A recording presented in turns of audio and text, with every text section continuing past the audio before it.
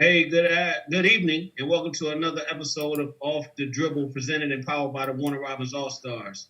We got a special show for you today. We got a big name tournament director in the house. But before we get to him and bring him out, I want to introduce the crew. We got Coach Tat, Coach Charles, and our spotlight player of the day is Rashawn Quez Tomlin. Quez, what's going on, man? What's up, coach? Happy to have you join us today, man. How you feeling? I'm feeling good. Good. Hey, so we pulled down some of your accomplishments from last year. You finished the year averaging 10 points, 4 rebounds, and 3 assists.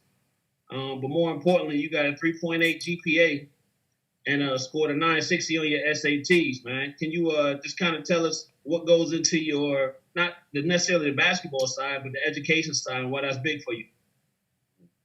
I would say, always growing up, school always been important to me. Like, my parents always talked to me about keeping my grades up, like, don't bring anything home below 85 and things like that. So that just stuck with me ever since my childhood. Yeah, that's big, man. And you awfully holding a couple offers, man. So you got Xavier, Louisiana University, and St. Vincent College, correct? Yes, sir. So in that communication with the coaches, has a grade piece come up, and you found that actually helped you out as far as getting those offers? Yes, sir. When I talk to them, that's one of the main questions they ask me, or like the first question they ask me is about my grades and stuff and how I am in the classroom. That's what's up, man. Hey, keep pushing along, man. Like I said, we're happy to have you on the show. Coach Tat, I want to get to you real quick. Can you just kind of tell us, man, you was back in the gym yesterday. How'd it feel? I felt great, man. Seeing these guys get out there and put in some work, and go and compete at a high level, man, against some other top talent throughout the state. It was great to see, man. They did a wonderful job, man, and I mean, all we can ask for them to compete, and that's what they went up there and did, man. And finished the afternoon 2-0 against some tough teams, man, and they held their own. Yeah, I'm gonna be honest with you, man. I was a little jealous of you being back on that sideline. Yeah, man. I tell you, the kids. I mean, they got out and did. Like I say, did a tremendous job, man. Just did all the little things and came up with the W's. Yeah, they definitely played well yesterday, man. So that's what's up. Looking forward to you guys getting in some more tournaments, definitely. Yes, sir. So, all right, with no further ado, man, let's go ahead and bring our special guest on, Mr. Ty Young from HoopSeen. Yes, sir. Glad to be here, man. Coach, we appreciate you coming out, man. Like I asked you before, everybody's doing well. The family's doing good. Absolutely, man. All blessed to be here for sure. Hope good. Thank you. Yeah, everybody's doing good on our side, so we appreciate you. So some of your accolades, Coach. Currently communications manager at HoopSeen, as well as a basketball writer, evaluator, and a tournament director. So you wear a lot of different hats. Yeah. And then, we can't definitely forget that the fact that you are a former college coach yourself. Can you kind of just walk us through what kind of got you to where you're at as far as being in this basketball arena? Long road, man. I started out at Tennessee Tech University as a student assistant. The associate head coach then was Happy Osborne. He took a job at Kentucky Wesleyan. So I transferred schools and eventually made it up that way. Graduated, coached a short time there. Went to Pratt Community College out in Kansas for a short stint. Then came back home. I'm originally from Knoxville. Came back home to Harrogate, Tennessee, probably 30, 45 minutes outside of Knoxville. Coached there for a year and then made my way to Atlanta. Just wanted to try something different while still kind of keeping my feet in it. Worked with verbal commits for probably about a year or so. After that, when I got here to Atlanta, and then just kind of stumbled backwards into this job, man. It's been rolling since. Well, definitely, hey, Coach. We met and spoke a few times, man. So I'm a big fan of yours. You're definitely about moving the culture forward. So we appreciate you being on the show. No, man, I appreciate y'all having me, man. Yeah. So we're gonna get right into it, Coach.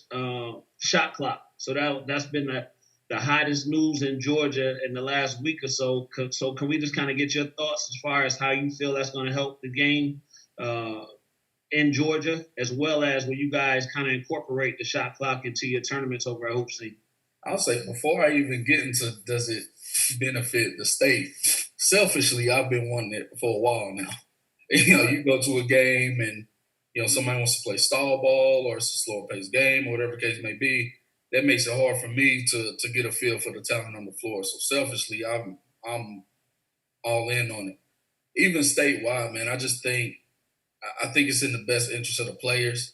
And again, I don't even mean that from the standpoint of them playing with a shot clock to get them to the next level. Because truth is, everybody isn't going to touch a college, college floor. For me, it's just about, your decision making. You have to be more in tune with what's going on in practice. You got to execute more. And I just think things like that translate beyond the game.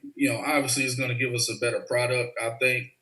But just, the benefits of it in terms of, I think it's going to make coaches better. They'll have to do some things differently than maybe they've done before. And then obviously the players, man, they're going to have to learn how to execute, run sets, pay attention, be aware of what's on the clock. I just think it's great, man, all in all. But what part of the game do you think the shot clock is going to affect the most? As far as, so we've had this conversation, right? And it's kind of like maybe not the beginning of the game or the middle of the game, but it may have more effect on the end of the game. Yeah. Running scenarios and sets and plays. What's kind of your thoughts on that? No, I agree with you. Definitely at the end, man. Like, you reach a point at the end of the game where if you're down by X amount of points in relation to the clock, without a shot clock, it's hard for you to come back. I'd say impossible in some situations. Now you can kind of play with your foul count. You can play with, how much time is on the clock, and it gives you a chance, obviously depending on the score, it gives you a chance to kind of stay in the game. And kind of backtrack to your first question, I realized I didn't answer in full, as far as us actually implementing the shot clock. I know me and Coach Tat talked about it a year ago. You reminded me. Yeah, man, we've talked about it at length as a HoopSeen staff. Again, just faster games, helping the players get more acclimated to where they're going to sit in the high school season and potentially the next level. Right. I think it'll be a little bit more difficult from a travel perspective than it would have a high school season, just because, we don't have maybe some of the same staffing that a high school team would have. A lot of people we hire just on a weekend-to-weekend basis. But, yeah, we've definitely talked about it. And we're, right now we have shot clocks at Swanee. We plan on using them in certain situations. The problem would just be is obviously, we start using some of these off-sites, making sure that they have them as well. So it's the same thing across the board. Right. So, and I know you got a couple of tournaments coming up here in the next month or so. So is there a chance that some shot clocks will be used during those tournaments? Yeah, we've definitely talked about it. For us, I said it just comes back down to staffing. Like, the last thing we want to do is implement a shot clock and then the shot clock end up taking away from the game. Right. Shot clock violations or starting too soon, too late, whatever the case may be. So as long as we can either A, get some people in there and train them before the event, or, B, getting somebody that's already familiar with it, I think it's something we could use as soon as our first event. That's it. Well, so, Quez, let me ask you as a player, man. I don't know if you fully understand what that shot clock coming in, and you may not see it too much. You'll get some opportunities too much on this upcoming year. But what do you think, or how do you think that's going to help your game as far as being able to translate to the next level? I would say it'll stop a lot of the stall play, and it'll make everybody move more. And then, let me see. Oh, all right. Yeah, I just say it'll keep everybody moving. It'll make the players pay attention more in practice, so they can execute their plays and sets to get them done in the game. So it won't take as long. Right. Okay. So I just want to give you a heads up, man. We had Coach Garmin on here, and he said he's going to try to push for shot clock every game he can with other teams. So when you in practice, you better lock in. All right. Whereas with you being, we talked about academics. I want you to go through a day as Rashawn in the classroom. speaking to the young kids that are looking up to you. Tell them how important it is for them to get their grades and maintain them. And as right now, you're dual enrolled. So you're taking your college courses and you're taking your high school classes, and you have to go to practice during basketball season. So tell them how important that is to get those grades and maintain those grades. I would say like I started in the class. Like don't sit near your friends or like people you cool with or that you could possibly get in trouble with. Like try to pay attention to the teacher, or like if you're not understanding something, like try to stay out the class and ask for help, come to tutor and things like that. Then another thing I would say, do what you need so you can get what you want later on in the future. So if you get your grades, that's nothing you have to worry about in the future. You just have to worry about your performance on the court. Hey Ty, I got a question for you. So what is one of the biggest misconceptions parents and parents and some of your new AAU coaches or programs have about this recruiting process or evaluation process? What are some of those misconceptions you see? Biggest misconceptions, you said in terms of travel coaches, or are there what you travel coaches? Yeah. Travel coaches and parents. That's probably a long list. That every offer is real is one. I think you're going to see it more and more during the time of coaches not being able to get in the gym where, kid gets an offer, so to speak, and then it just kind of rolls downhill from there. I would definitely say that that's one of them. One of the things I always preach to people is, man, everybody's timeline is different. Just because you may have players on your team that have offers. Obviously you're going to have, some of your peers are going to have offers. That doesn't mean that you're necessarily a lesser player than them or whatever the case may be. It's just not your time. Maybe they just didn't see you or whatever the case may be. And so everybody has a different timeline that they're going to follow. And then obviously you want to make sure that you're doing everything you can as a prospect and a parent and a coach to help facilitate that. But that's probably one of the biggest ones, man, is, going into your senior year, you have to have all these offers or you're not going to have anything. Like, no, man, it's a real long season and it can happen for you at any moment.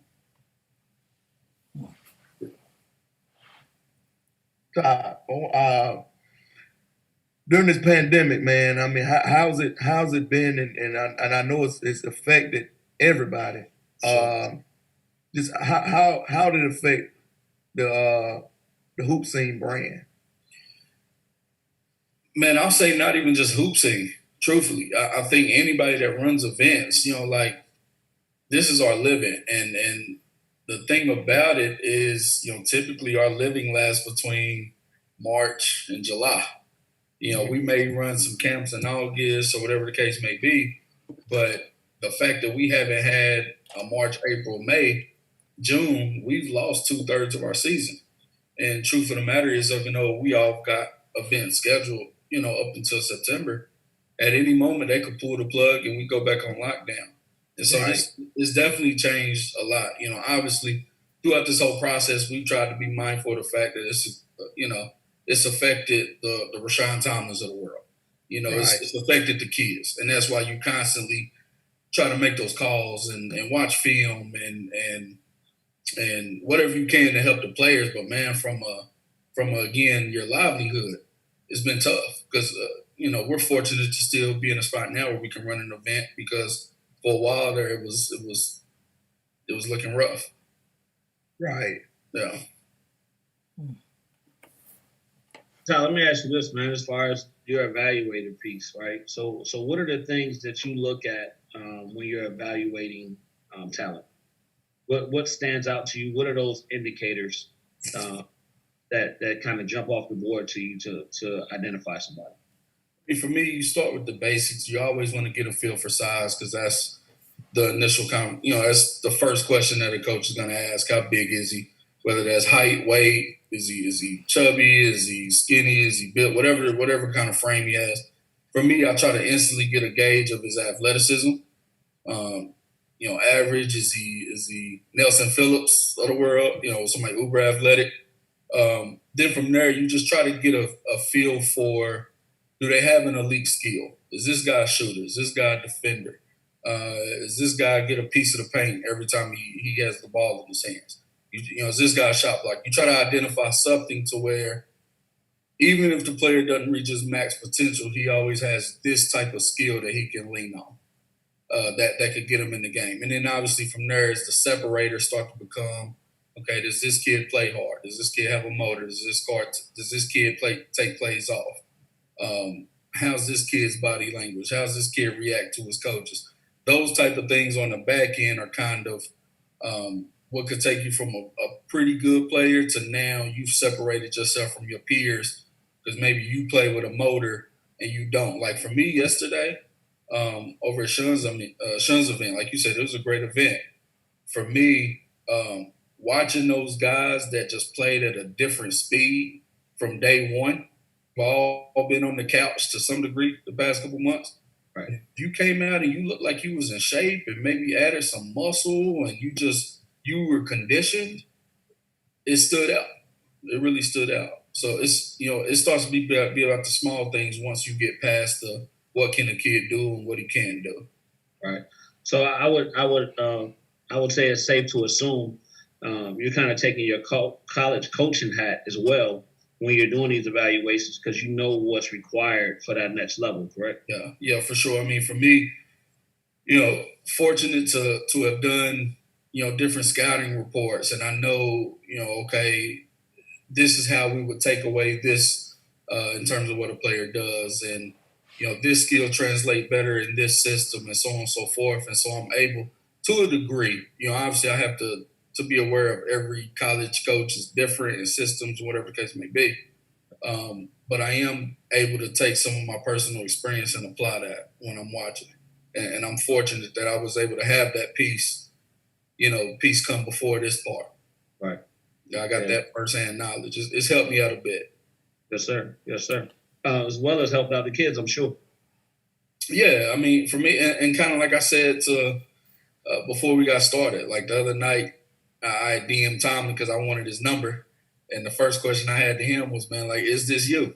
Like, it's important to have your name in your social media profile and stuff. And so for me, you always try to put the kids first.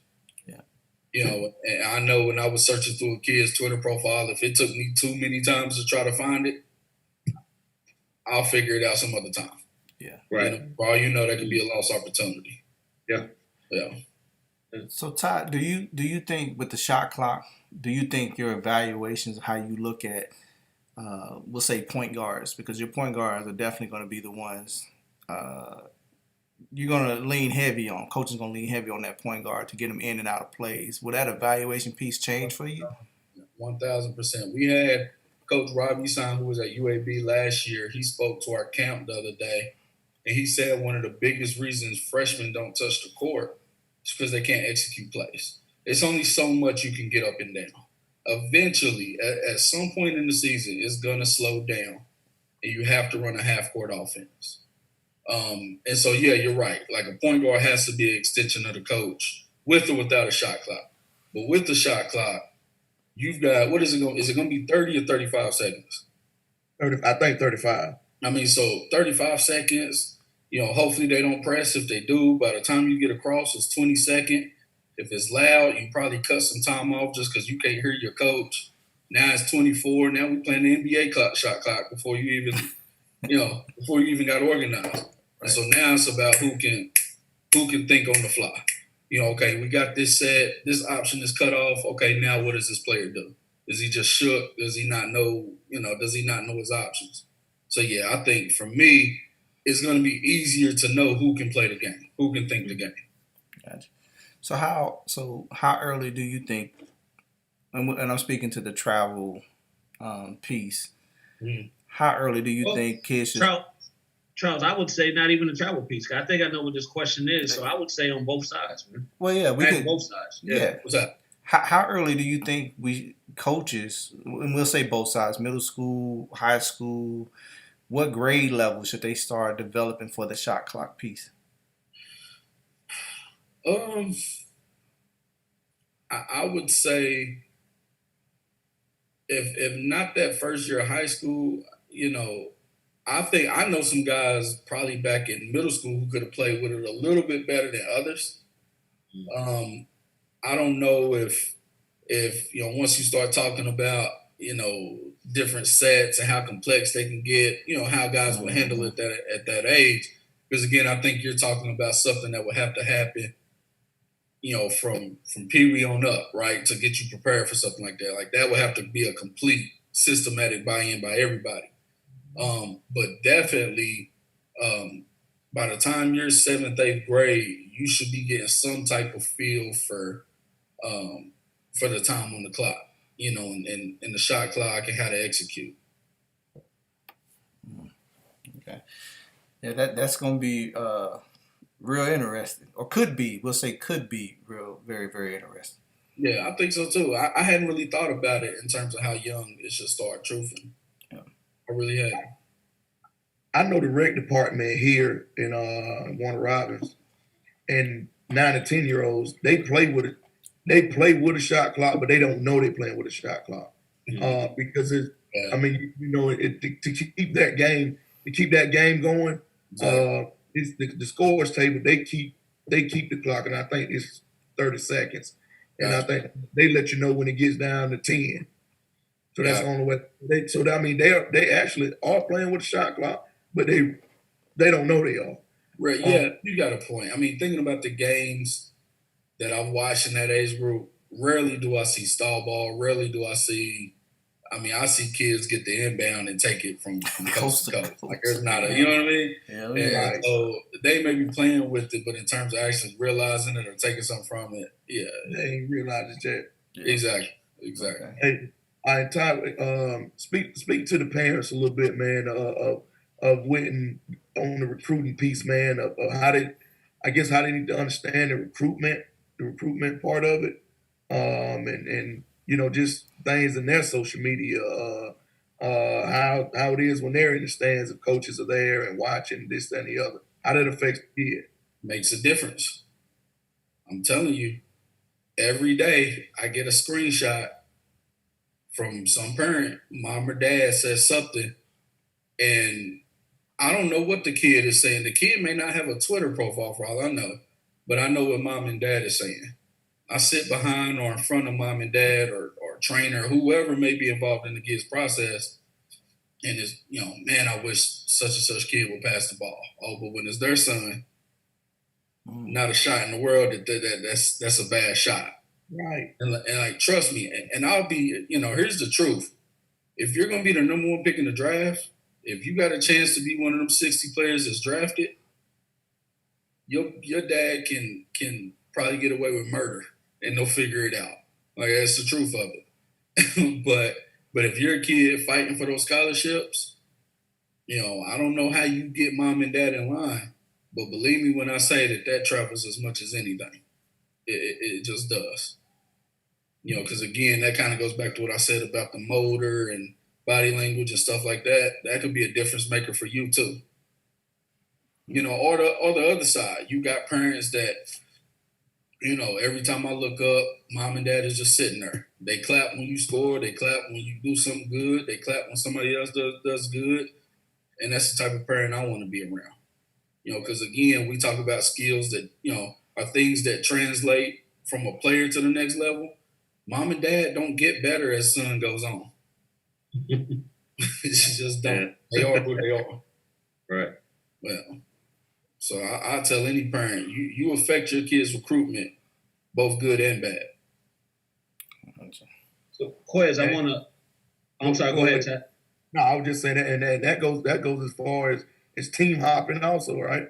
Oh, man, yeah. I mean, for me, the question is always going to be, well, why? People transfer every day. It could be, somebody got a new job, somebody got sick, and we want to be closer to that family member, whatever the case may be. But the first question is always going to be, well, why? And truthfully, there's always going to be some type of negative connotation to it, depending on who you talk to, especially once you start getting into too many teams up under your belt. But somebody's always going to ask why. And that why needs to be a really good reason, especially if, like you said, you hopping from team to team, especially if you've had some success from where you're coming from. Right. Now it seems like you constantly searching for something that maybe just ain't realistic for you.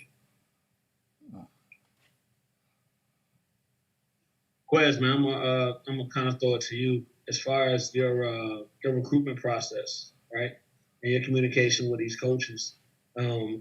What is one thing that they've kind of said that they would like to see you work on or improve on certain areas? I would say my game with the ball in my hands, like me running from the top and like creating my own shot, basically. Things like that. Yeah. So they're looking for you to definitely, because right now I know you play on the wing, but they're looking for you to kind of expand your game as a wing player. Yeah, like from the wing to possibly play the guard position too at the next level. Okay. What about any type of shot selection? No, they haven't really said anything about my shot selection. They said, well, a couple of them said I could like drive more, so I could like go to the free throw line more, stuff like that. Kind of just be a little bit more aggressive with it. Yeah. Okay. So, Quiz, who do you mimic your game after, man? I would say somebody like Brandon Ingram because we have like the same body structure. So I try to watch him, or like Kevin Durant, somebody like that. KD. All right. Yeah. Killer. Okay. You know what's crazy? That'd be one of my favorite questions I ask a player right off the jump. Oh, is it? Right off the jump, let me know who I'm dealing with. If you're talking to a kid look like Shaq, tell me he want to be Steph Curry. This ain't gonna work. This ain't gonna work. Yeah. What do you feel is the strongest part of your game, man? I would say my ability to like slash and like move without the ball and free myself up without the ball. Yeah. So yesterday I seen you. You tried to catch a body yesterday, didn't you? Yeah, I did. I'll tell you what, if you don't mind, like I remember when me and Coach Tat it was probably March, April, somewhere like that, and I had too much time on my hands. And, you know, he was one of the players that caught my attention, you know, because of size, you know, what are you, about 6'5", somewhere in that? Yes, sir. Somewhere in that ballpark. I remember telling Coach Tat, like, man, you know, he guards and he can make shots. Again, going back to, you know, what at the very least, what can he do? What can he do to get himself on the court? And I think he just said it, man. You know, I thought his shot selection was fine. You're going to take the wide open ones. You're going to guard your position. I know y'all always going to, you know, try to speed the game up and press a little bit and junk it up. I thought you was great at that.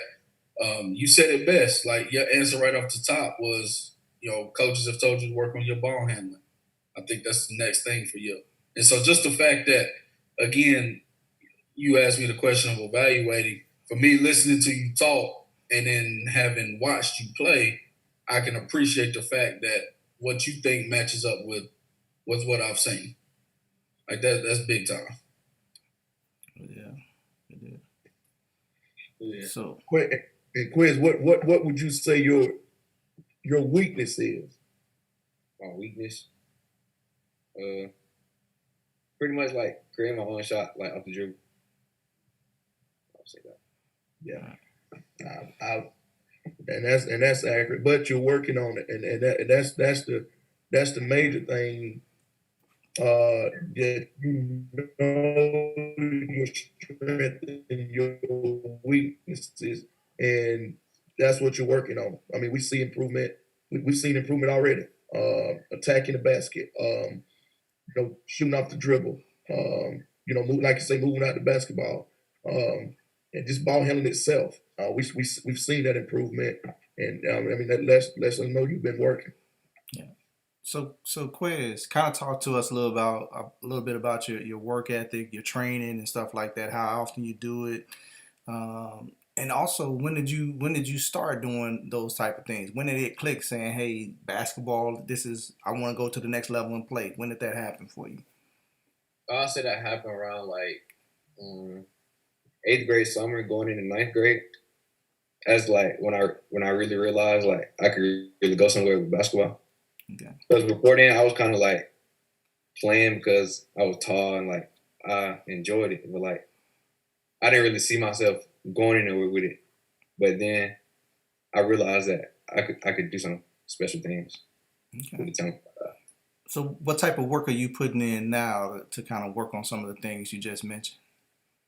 Uh, like at practice, we do a lot of drills, like with ball handling and stuff, and then outside of that, I'll try to dribble around at home, like do a couple drills and stuff. And I'll go running, and I'll probably do about like 50 to 100 push-ups a day. Try to get myself bigger.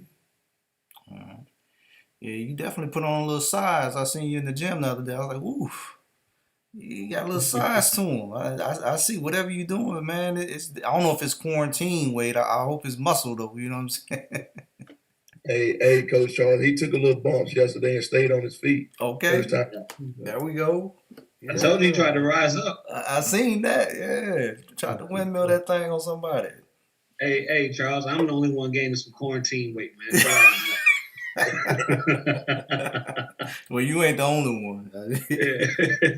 So, Ty, let me ask you a question, man. As far as motor, right? So we hear motor identified as a skill set now. When did that become a skill set versus just being able to go out there and play with energy? I don't know, truthfully, but I know it's here to stay, though. I Yeah. mean, I'm not sure when it became a thing. Like, I know some people hate when you talk about, a player being a two-way guy. Like, this guy's really good on offense and defense. Well, yeah, the expectation is that you have to play defense, but we all know that some do it a lot better than others. Right? That's the truth of it. I don't know when it started, man, but it's definitely something that can get you noticed right off the jump before you make before you even take a single shot. So that's what I was going to ask you. Kind of part two to that is if a guy is playing with a high motor, guy or gal playing with a high motor, does that jump off the court to you as an evaluator? If they may not necessarily be the most skilled player, but they're giving 110 every time up and down. Immediately. The first player I fell in love with when I got here to Georgia, or when I worked my first camp with HoopSeen was Jaquez Kirby. And this was him as a sophomore. He's gotten better over time, but as a sophomore, he's probably about the same size. But I remember he had a parent some parent came up and complained to me that he was playing too hard. Like he was going to get somebody hurt.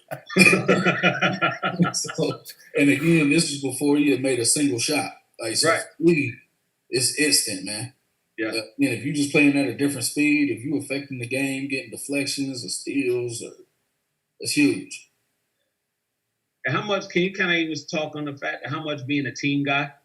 So we talked about the skill set and the parents and all of those things, but just watching the player as their body language on the court and in and out the huddle and how they're encouraging their teammates. Yeah, for sure. I mean, like I said, that's where the small stuff starts to kind of factor in. Like again, if you're a 5-star kid or a kid, I'm just in love with his talent. You can take all the bad shots in the world, but they're going in, and I got to live with it. Okay, but if you're not one of those guys, now I want to see how much you gap up. I want to see when you come out, are you going to the end of the bench? Are you putting a towel over your head? Are I've seen kids put in the ear pods, Right. When they come out, like I've seen wild stuff just from a body language standpoint. Or if they make a pass and the big man drop it, well, he didn't mean to drop the pass. Like that would have been a point for him.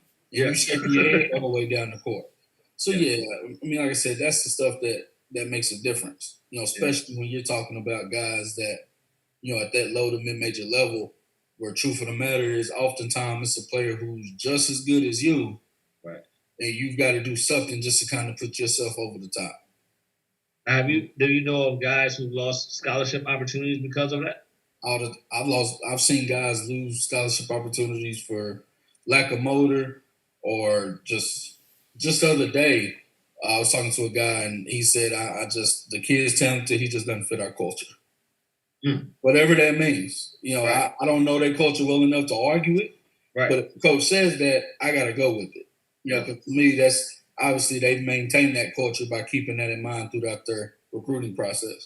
Right. And even like Coach Tat said, I've seen guys lose scholarships just because it's like, listen, I think the kid's talented, but I'm not trying to deal with mom for 4 years. Mm-hmm. He's not that good. Like that, and that's what they'll say. Wow. He's Right. not a no-brainer for me. If I thought that he was a kid that I shouldn't have a chance of getting, Mhm. then yeah, I'll live with it. But he's not that good to offset the other stuff. Right. And so yeah, man, it happens every day. So it's really big to be able to separate yourself off the court as well as on the court. 1,000%. Grades, social media, reputation. Like there, I say another thing that's kind of bad in this business is, oh well, I heard this and I heard that. And it's like, all right, well, who did you hear that from? Right. And did you, was that something that was said about the kid when he was a sophomore and now he's a senior? Yeah. Because it could have been true at one point, but the kid could have changed just like the rest of us too. And so, that's a big part of it too. Like I've even told kids, ask a coach, like, man, is there anything that you've heard about me that I can address for you? And I know that's kind of an awkward question to ask. Right. I probably wouldn't have asked it when I was 17, truthfully. But man, you get to have people in your recruiting process talking for you that you don't even know, you barely even talk to. Right. And again, they costing you opportunities. So yeah, man, just try to be as cut and dry as you possibly can. Or as clean cut as you possibly can is what I mean. Yeah. No, I think that's a big point, man. And actually, me and Coach Charles was kind of talking about that. We had a conversation similar to that. That a lot of this game sometimes comes down to people that you don't necessarily have a direct relationship with when somebody's calling around for you. So I think the point that you just made as far as the kid kind of speaking for themselves to, be very direct and have that communication, I think is also a big thing. You have to. And unfortunately, the adults, I never asked the question to a kid I was recruiting, who do I need to talk to that's important to you? Right. That's a question that I failed to ask when I was coaching that I regret not asking now that I'm on this side of it. But again, kids got to take some ownership. And if there's one thing that I'm hoping 2020 taught all these kids is that, man, you got to take control of how active you are in terms of getting in front of coaches, whether it be a film or whatever the case may be. Right. Yeah. Yeah. So social media can be used in a good way as well. Definitely. I would say, one thing I'll always tell kids is throughout the year, keep me up on who may have offered you. Because it's one thing if you constantly putting it out, because then it turns into, oh, this kid, well, if he calls, I'm on the phone with this kid and he asks me as I offered him, I wonder if he's using my offer just to get another one, right? But it's a different thing if you DM me or you text me and say, hey, I picked up a message from such and such. Well, then, chances are I might have heard that from a third party, or it just seems different coming from somebody in the media for a couple different reasons. Again, if I may not be at your game, but if you DM me and say, hey, coach, had 25 points tonight. Well, listen, 25 points is 25 points. Now if a coach asks, call me and ask me how you did, obviously I can't speak on it. But, obviously he can request some film or whatever the case may be. But yeah, man, stay away from the cussing. Stay away from that like button. We can see what you like. Just don't do anything that's going to raise any eyebrows, man. Because rarely can a player afford it. Yeah, and I think the other thing you just said, man, that was important was film. Film doesn't lie. So it's going to catch the good, the bad, and the ugly. So make sure you're carrying yourself the appropriate way on the court. Gotta have it. Hey, Coach Charles? Yes. So, Coach, for some of the parents who may have some juniors or seniors who are going through this process, what advice could you give them on what they should be doing? Whether it's, gathering film, whether it's, what advice could you give them? Definitely start there. For me, I'm circling back to my high school coach and I'm saying, Coach, what were 3 or 4 of my best games that I stood out in last year? Whether it be scoring, motor, whatever, however you want to classify that. And I'll have those games on hand. If Coach asks, I've got them immediately. Obviously, you want to have a highlight tape. And, your highlight tape not consisting of, you tying your shoes and just chopped up edits. I can't get a feel of how you play. Something real straight and to the point, man. You don't have to overdo it with the edits. Right. from there, I always advise people that even if you talk to a coach one time, it could be text message over the phone, or he called your coach, travel coach, high school, whatever. That's always somebody you want to follow up with. Make sure that you talk to somebody that's at least expressed some interest first before you branch out and try to, cold call somebody or send out a email to somebody you never talked to. And then from there, you can do the emails, you can, DM a coach. Truth of the matter is that it rarely works. I think as we get later into the season, it could work because obviously, guys commit, guys sign. And so, coaches are looking for some guys that maybe they don't know of. But definitely film and, man, just, continue to play and a lot of different events that's offered around here, man. Everybody does their good job. It may be, it may be different, but everybody, talks to coaches and does a good job promoting the kids. So that would be my, some of my biggest things. And with the tournament starting to heat back up just a little bit, I want you to speak to the parents that are still a little weary about letting the kids come to tournaments and stuff like that. Let them know about y'all protocols that y'all got. Listen, we've got a long list of protocols that we're constantly updating, whether it be from something that we read from the CDC or just rethinking through ideas on crowd control or sanitation or whatever the case may be. I'll tell anybody that if you need to see something in writing, just kind of our course of action, if you go on HoopSeen, go on the events page, click on any event, you can see everything that we plan on doing from the minute you walk in to the minute you leave. Obviously, I'm never going to be the person to tell anybody to encourage somebody to do something that they're not comfortable with. Like, I understand that this is a different time for all of us. But I would say, from our perspective, is we're always going to try to put our best foot forward. Because we realize that our business is involving kids. And the last thing we want to do is create some type of environment that we wouldn't want our own kids at. Well, I don't have you, but you get my point. And so that would be my advice to everybody is read over it. I've had some people tell me that, they've heard about this. Or, no, listen, just go and look at our protocols. And if you like them, great. And I follow, we're going to follow them to a T. If you don't like them, tell me why too. You may see something at a different event that works or whatever the case may be. But make your decision with the best information possible.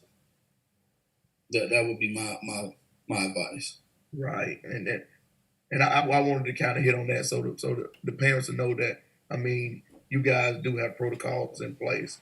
What we played at yesterday over at Sean's event, protocols in place. So, just wanted to get the parents to at least hear it. For sure. So that they won't just think that kids are just going to play basketball and there's no protocols and somebody's putting protocols out there and they're not following it.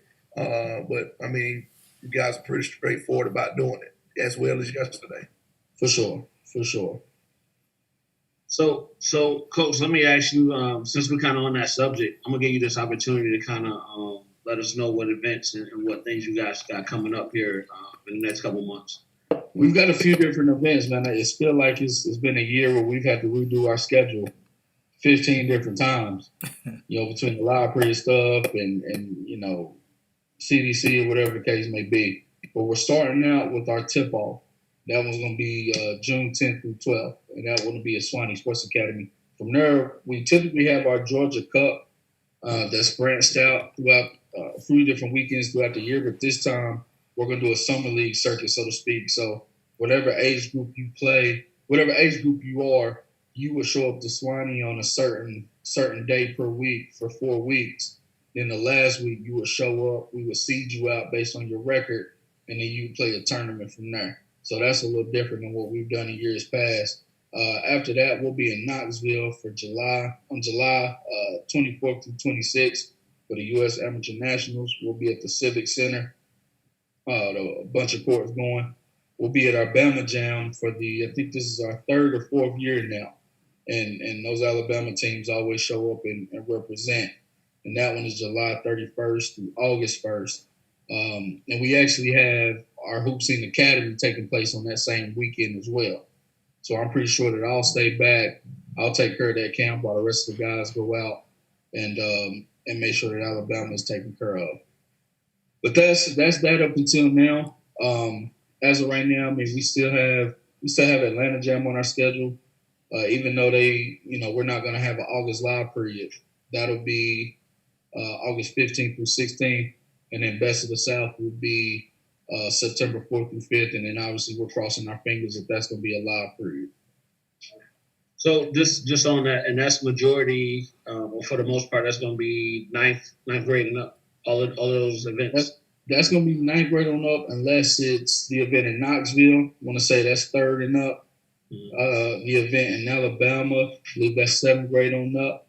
And I said the Georgia Cup Summer League. We'll have some younger teams in that one as well. Okay, just real quick, can you kind of just run down that Georgia Cup Summer League? Yeah, so essentially what it is say, for instance, I think 15 new teams play on, I think, Monday, right? So if you're a 15 team and you register for it, you would play, let's say 8 o'clock on Monday night for 4 weeks in a row. Okay. Right. You play up and come 1 week. You come up and play one day. I think we have 1 week in there where you play 2 weeks. 2 games.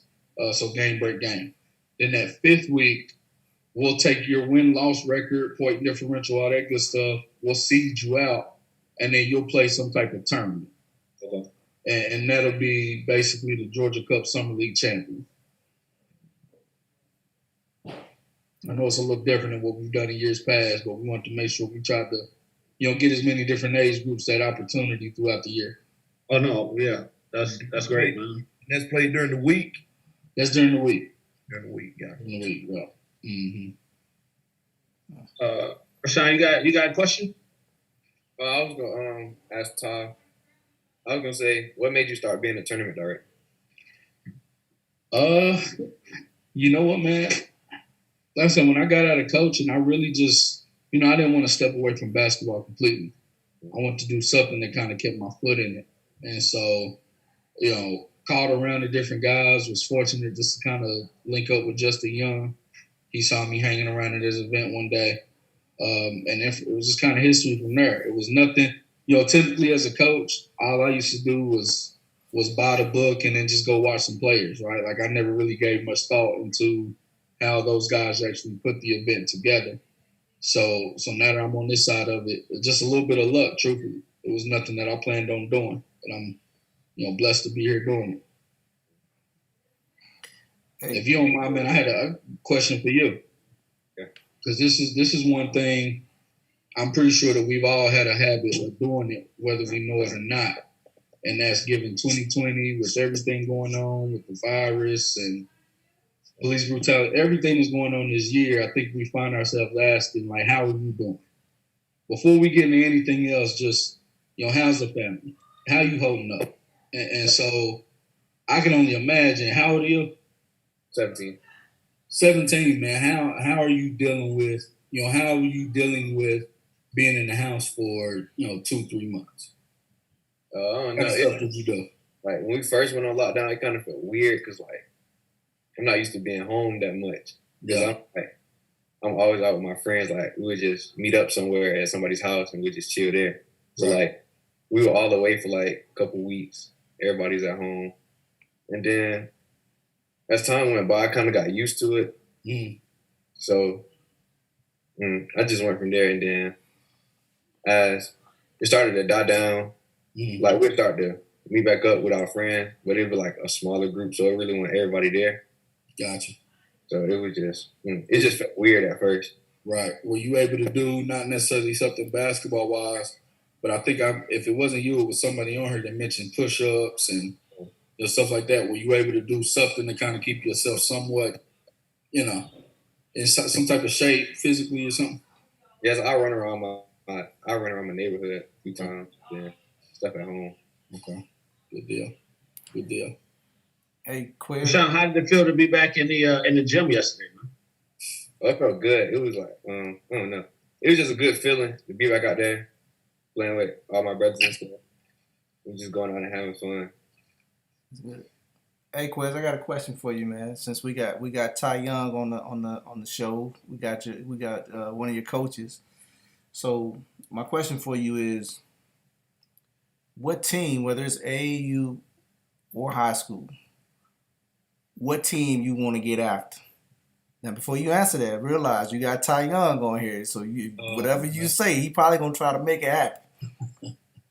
Call him out. I mean, I heard the Atlanta Astros were talking, so we played them yesterday, and we handled that. But another team is, I'll probably say Team Forest. Team Force. Okay. Mhm. Hey, you hear that? You heard that, Ty, right? I heard the obvious question is why. Oh, because we played them last year at, I think it was a Georgia Cup we played them at. We played them in a 5 game and we beat them. And I was seeing like a lot of their players get recognition for that game and like throughout the year. And none of my teammates was getting that. So like I want to play them again and prove to other people that we can stick up with them. Mad at that. Well, listen, I'll tell you, or hopefully there's some players listening or whatever. Because again, going back to what I said as far as if a player does something, whether I saw it or not, or whatever case may be, what if you did it, then let us know, right? And so we all fall victim of it sometimes. We get caught up watching a certain player and we don't see what somebody else on the same court did. It happens to us, right? But with that being said, meet me in the middle. And what I mean by that is Coach Tatis grabbed me sometimes like, hey, player such and such just did this. Do that same thing, man. Yeah. Take some ownership of it. You know what I mean? We ain't perfect. We gonna miss some stuff. So if you do something, and I'm, not just speaking for me, I'm sure that other guys running events will tell you that too. They're not gonna catch it all. It's just the truth of it. But if you show out, let us know. Okay. Oh yeah. No, hey, Quiz, I appreciate that, man. Hey, now with that being said, Quiz, now you didn't stick your neck out there. Now you're gonna have to stick your chest out there now. If it happens, you're gonna have to stick your chest out there now and do what you're supposed to do. Sure Stand behind that statement. Okay. All right. No, I like that. I like that. But yeah, hey, Coach Ty, man, like I said, man, you put on some great events. Just kind of, I don't know if the registration started happening, but and stuff like that. But speaking of scheduling, how does that work for you guys? Do you guys kind of just put it together, or is it like, hey, we got to see this matchup? Or I know that has a little bit to do with it. For your schedule or event, like a specific event? No, just an event. A specific event? Yeah. For us, man, again, going back to things I didn't know, we look at our schedule 5, 6, 7 times before we hit that send button. Yeah. It goes back to, obviously you try to think logistically, this team's coming from Macon, or this team's coming from South Florida, or this team's coming from out of state. We try not to give them a 6 p.m. start on a Friday, right? You start with basic stuff. You try to, like I'll tell anybody, I've got every event organizer's app on my phone. And the reason I say that is I try to be aware of matchups that are happening not only at my place, maybe a week or two before that, but if we run an event next week, I may not be quick to match up Warner Robins with the Atlanta Astros, right? Because it's a matchup that they just came fresh off of. So that's some of the thought that goes into it. I got to think about what court we're gonna have Todd Freeman on, and maybe there's some teams on here that we don't have good pitchers on from years past. There's so many different layers to it that again, Daniel, who does our schedule, does an unbelievable job. We have 300 something teams come to an event, and everybody having different schedule requests or different needs, whatever the case may be. And for him to be able to process that the way he does, and then be open to, me and Justin saying, well, now we need to make this tweak or this matchup happen, whatever the case may be. I don't know how he does it, truthfully. Yeah. But, man, there's just so many different You're not gonna make everybody happy. That's something I've had to accept. It just comes with it.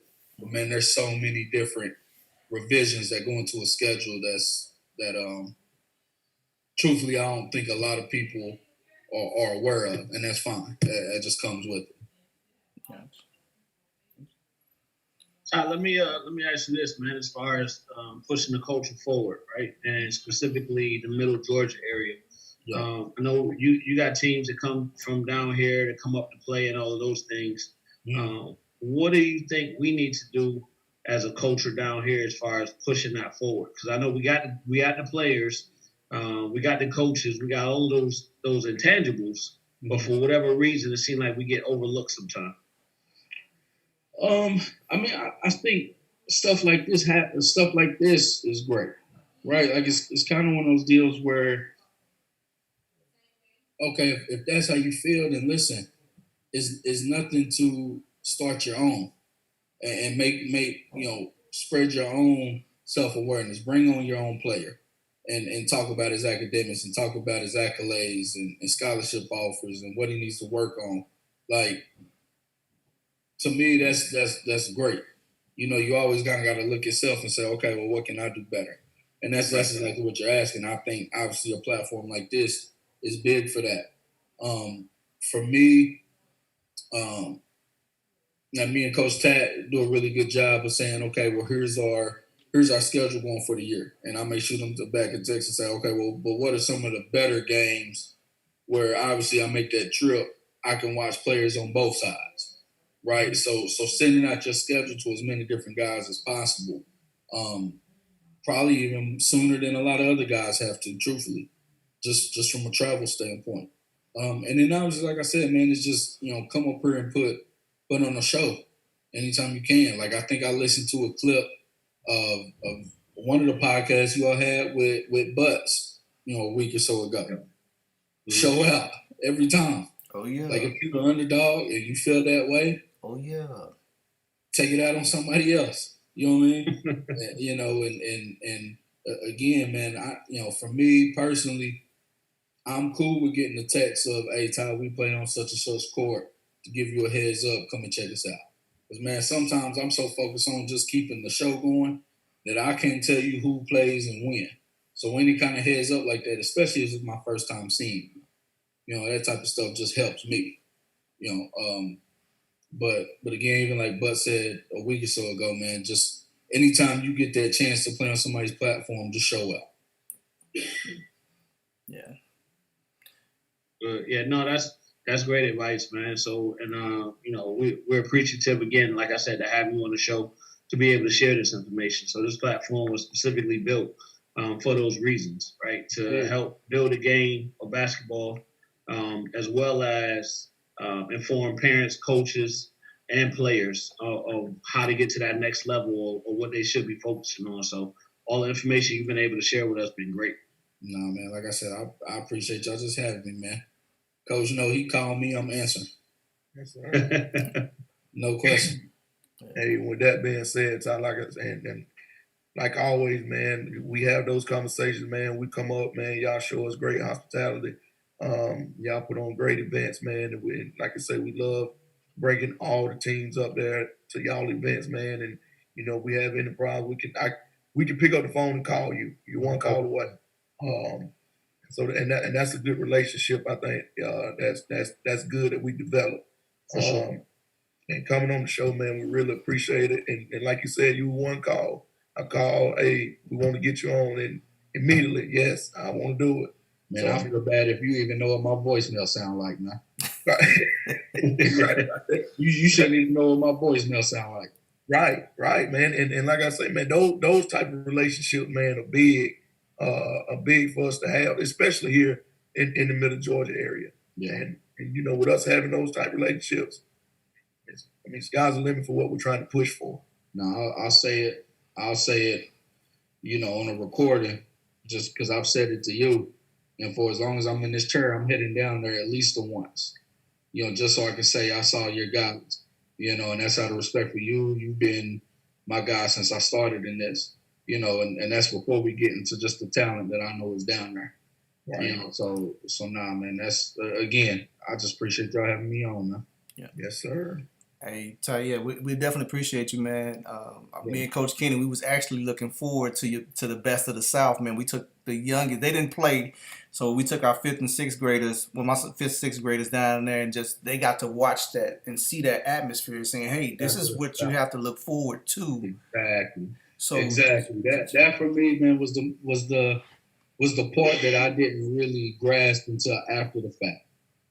Just so many people, like I think we had stay and go with your older group and take pictures and stuff like that. But for me, man, it was great that it was one of the only events that we had where your 14U can go watch your 17U play, and they was just a few steps away. Right. Truth of the matter is, there's not a coach in the country who's gonna watch a 14U game, especially last year. But that 14U team could see, oh, okay, my time is gonna come. Exactly. My time is gonna come. So for me, man, that was, like I said, I really didn't think about that until people told me that after the event. Yeah, very important, man. I think it helped kids see the bigger picture. So our youngest was excited about it. So it was good stuff, man. That's good. And it kind of to piggyback on what Coach Charles was saying. Anytime we can get in the gym with the older boys, the youngest gonna be right there, either sitting on the baseline or trying to sit over in the bench section or something along those lines, because they just want to be around it. So like he said, when we went down there last year, and we brought some of them with us, and they would just be able to be in that environment and see, and then jumping from court to court. Okay, when they play, ninth grade's playing here, now 11th grade's about to play. But so it was kind of, it was great, man. And again, that's some of the stuff, going back to the scheduling question, that we try to be aware of, okay, this group is bringing up 4 or 5 different teams. Well, let's try to, as few times as possible, schedule them on top of each other so they can move as a program. If we're talking off-sites and stuff, that may not matter. But that was the one time where we was like, nah, we want people with multiple teams, to actually feel like they're a family and to support each other. So, I'm mad that event ain't gonna be what it was last year, but it's still gonna be really good. Yeah. Oh yeah, and the last piece of that, man, and then the talent you guys were able to bring in, right? So these kids, they follow everybody on Instagram and Twitter and all that type of stuff. So for them to identify certain kids at your at your tournament, that was big for them as well. Yeah, you know what I mean. So so they're seeing kids that they follow on Instagram, like, oh, that's such and such, or this is So it was just a great environment. And colleges with the polo shirts on. Oh, that's Murray State. Oh, that's So I know they was on it. It was eye opening, man, because like you said, we had, I think, I'm drawing a blank on his name. Chris Livingston was there last year, and I think he's rated number 2 or 3 in the country in his class right now. And that's great. But like for me, it was cool. A team from Minnesota was one of our best teams there last year. Oh yeah. And that's I'm not thinking about Minnesota basketball, truthfully. Right. But for me, lacing up against a team that you've never seen before has to be kind of, it kind of has something to it. They don't know you, you don't know them, and let's just play. Yeah. That Minnesota team was tough, man. We ain't gonna talk about them too much because this is our podcast, but they was all right. Them boys, like I said, we had teams from 33 different states come in. Yeah. And just, again, I was just kind of more concerned with keeping the show going, but the times I had a chance to watch, you could tell the different styles of play, different styles of coaching, and it was a big time matchup. And look, it was a big time matchup when you couldn't get to the court. You couldn't see it. It was good. We had a couple of those too. But man, it felt great to pull off, and I didn't really get a chance to appreciate it until after it was done. And it's like, man, we pulled that off. So that's a credit to y'all, man. I appreciate y'all being a part of it the first time, man. A lot of people didn't think we could do it. So I appreciate that trust. Oh yes, sir. Coach Tech. Man, like I said, man, we just appreciate you being on, the knowledge, man, that you give to for sure. The knowledge you give it, Rashawn, just we're excited about it, man. Like I said, we appreciate it also. Likewise, man. Likewise. Rashawn, you need if you need something from me, man. All right, I'll hit you up. Let me know. Okay. Yeah. So look, we're gonna get ready to wrap. But before I go, like I said, we can't say it enough. Ty Young, Mr. Ty Young, we appreciate you being on the show. Rashawn, spotlight player, man. Much success for your upcoming season. Keep grinding. I know you got a couple more tournament events you're gonna hit. Keep going at them, man. And let's see if we can get that poster. All right, what's this? We do this, ain't we? Oh, Coach Charles, you got anything? Man, I just want to thank everybody taking time out, coming through. Ty Young, man, it's always been good, always good. Quez, Rashawn, hey, man, keep doing what you're doing, man. Keep working, man. You know the things you got to work on. Just find a way to get in the gym. Even if the gym ain't open, find a way to make it happen, man. Just keep working. So, Coach Tat? Nah, man, I think it's a good thing for us, man, to have two of the biggest circuits out there to be, to grace the show, man, with Ty Young and Williams, man. Just a blessing to be able to call those guys, man, and get these guys on the show, man. And I mean, this guy's the limit for it, man. Yeah, no question. So hey, we appreciate it, man. All the viewers. We didn't have any questions tonight, but if you think of something after the fact, hit us up on our social media. Ty, you want to give out your social media? Yeah, it's Ty Young Hoops, TAI Young Hoops. I run some of the other social media accounts with HoopSeen too, so you may be able to DM me and I'll be on there at that time as well. So feel free. Right. So hit Mr. Ty Young. Hit us up on our Warner Robins All Stars different social media platforms. Again, if you missed any of the shows, you can go back to our Warner Robins All Star page on YouTube. All the shows are out there, locked and loaded, ready for you to view. So we just appreciate everybody tuning in. Rashawn, again, like I said, man, much success for your upcoming season. And we're definitely keeping an eye on you as a growing star, man. So if there's nothing else, tune in Wednesday. We got a big show coming up for you Wednesday. We'll see you then. Peace.